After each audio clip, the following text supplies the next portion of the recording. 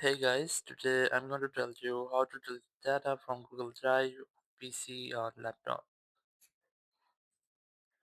If you're using any PC or any laptop and then you want to delete your data from your Google Drive, so let's see how can you do that. You just have to simply open your browser and just select your Google account, and you can directly search for Google Drive, or you can also tap on this box option or Google Apps and just select Google Drive from here, or you can directly search for Drive or Google Drive here.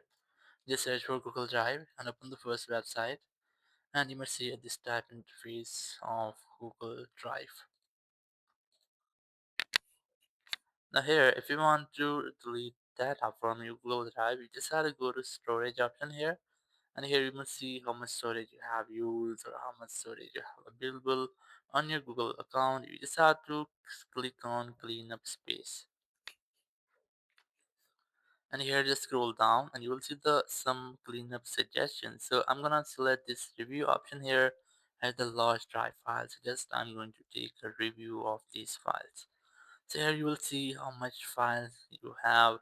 If you want to delete, so you can select all from here, or you can also select multiple files which you want to delete. Just click on this delete option and then click on this checkbox here, then click on permanently delete.